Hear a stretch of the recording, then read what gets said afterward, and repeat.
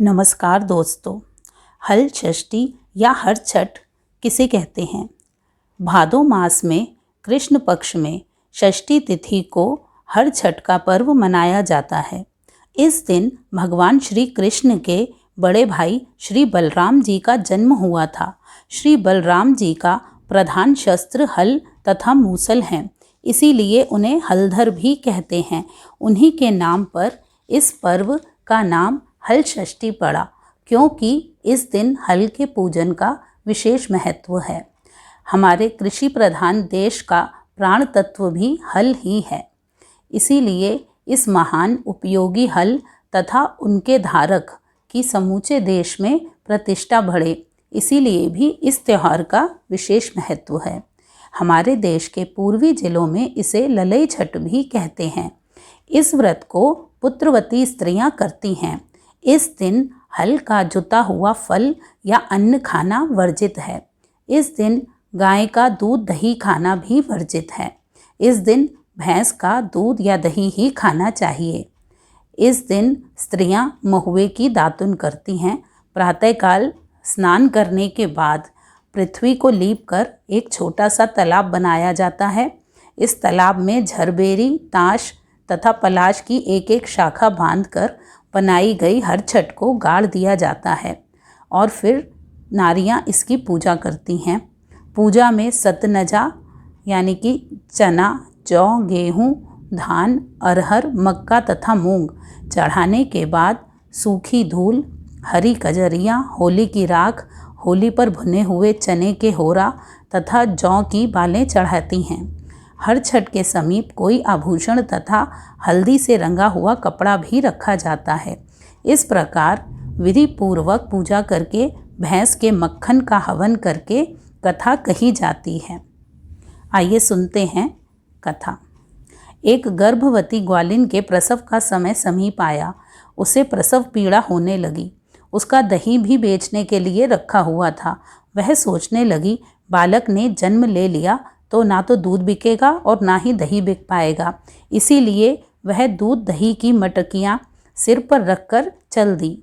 चलते चलते जब वह एक खेत के पास पहुँची तो उसकी प्रसव पीड़ा बढ़ गई। उसने वहाँ लड़के को जन्म दिया तथा लड़के को कपड़े में लपेट कर वहीं रख दिया और मटकियाँ उठाकर आगे चलने लगी। उस दिन हर छठ थी। यद्यपि उसका दूध दही गाय तथा भैंस का मिला जुला था, पर उसने बेचते समय यही बताया कि यह केवल गाय का दूध है, नहीं तो दूध दही बिक नहीं पाता। जहाँ ग्वालिन ने बच्चे को रखा था वहाँ एक किसान हल जोत रहा था। उसके बैल बिदक कर खेत की मेड़ पर जा चढ़े। हल की नोक बच्चे के पेट में लगने से बच्चा मर गया। किसान को यह सब देखकर अपार दुख हुआ। उसने तत्काल झरबेरी के कांटों से बच्चे के पेट में टाँके लगाकर उसे वहीं पड़ा रहने दिया।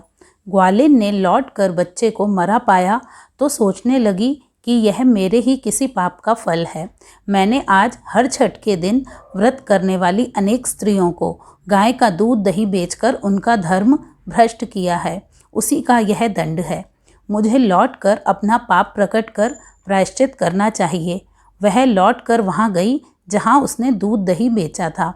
उसने गली मोहल्ले में घूम घूम कर अपने दूध दही का सारा रहस्य जोर जोर से आवाज़ लगाकर बता दिया। यह सुनकर स्त्रियों ने अपनी धर्म रक्षा के विचार से उसे आशीष दी। जब वह वापस उसी खेत में पहुंची तो उसने देखा कि लड़का पलाश की छाया में पड़ा खेल रहा था। उसी दिन से ग्वालिन ने पाप छिपाने के लिए कभी झूठ ना बोलने का प्रण किया। आइए सुनते हैं इसी की दूसरी कथा। एक नगर में दो स्त्रियां रहती थीं। जेठानी का नाम था तारा और देवरानी का नाम था सलोनी। सलोनी सदाचारिणी, सुशीला तथा दयालु थी। तारा दुष्टा थी। एक बार दोनों ने हर छठ का व्रत किया।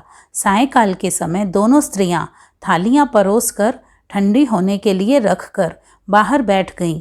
उस दिन सलोनी ने खीर तथा तारा ने महेरी बनाई थी। अचानक घर में कुत्तों ने घुसकर थालियां चाट लीं। अंदर से चप चप की आवाज़ सुनकर दोनों अपने अपने घरों में भीतर गईं। सलोनी ने कुत्ते को खीर चाटते हुए देखा तो कुछ भी नहीं बोली। खीर के बर्तन में बची भी उसने कुत्ते को डाल दी। दूसरी ओर तारा ने कुत्ते को घर में बंद करके मूसल से इतना मारा कि उसकी कमर ही तोड़ डाली। वह अधमरा हो गया। जैसे तैसे वह जान बचाकर भागा। दोनों कुत्ते जब बाहर मिले तो एक दूसरे का हाल जानने लगे। पहला कुत्ता बोला, वह स्त्री बहुत भली है, उसने मुझे खीर खाते देखकर कुछ भी नहीं कहा, उल्टे मुझे भरपेट खीर खिलाई। मैं प्रसन्न होकर वहाँ से लौटा हूँ। मेरी आत्मा तो उसे बार बार आशीर्वाद देती है। मैं भगवान से यही कामना करता हूँ कि मेरे मरने के बाद मैं उसी का पुत्र बनूं, ताकि जीवन भर उसकी सेवा करके इस ऋण को चुका पाऊँ। जिस प्रकार उसने मेरी आत्मा को तृप्त किया है, उसी प्रकार मैं अगले जन्म में उसकी आत्मा को प्रसन्न करता रहूं। तो तभी दूसरा कुत्ता बोला, मेरी तो ऐसी दुर्गति कभी भी ना हुई थी। पहले तो थाली में मुंह डालते ही दांत गोटले हो गए, फिर भी भूख से परेशान होकर मैंने 2-4 कौर सटके ही थे कि वह आ गई। उसने मार मार कर मेरी कमर तोड़ डाली। मैं तो ईश्वर से यही निवेदन करता हूँ कि अगले जन्म में उसका पुत्र बनकर उसके पूरा बदला चुकाऊं। मैं भीतरी मार से उसका हृदय तथा कमर दोनों ही तोड़ना चाहता हूँ। दैव योग से दूसरा कुत्ता मर गया और उसी स्त्री का पुत्र होकर जन्मा। दूसरे वर्ष जब घर घर हर छठ की पूजा हो रही थी, तब वह लड़का मर गया। तारा को बहुत दुख हुआ, पर क्या हो सकता था। हर साल उसके लड़का होता और हर छठ के दिन मर जाता। तारा को शक हुआ। एक रात स्वप्न में उसी कुत्ते ने आकर कहा, मैं ही बार बार तेरा पुत्र होकर मृत्यु को प्राप्त होता हूँ। तूने मेरे साथ जो व्यवहार किया था, मैं उसी का बदला चुका रहा हूँ। तब तारा के पूछने पर उसने बताया कि अब से हर छठ के व्रत में हल से जुता हुआ फल तथा अन्न कभी मत खाना, गाय का दूध दही ना खाना, होली की भुनी हुई बाल, होली की धूल आदि हर छठ को पूजा में चढ़ाना, तब कहीं मैं तेरे घर जीवित रह पाऊंगा।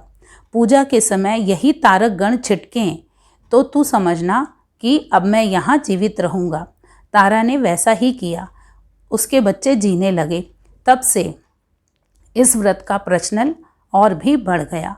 जैसे भगवान ने उसकी रक्षा करी, वैसे ही सभी की रक्षा करें। बोलिए हर छठ मैया की जय।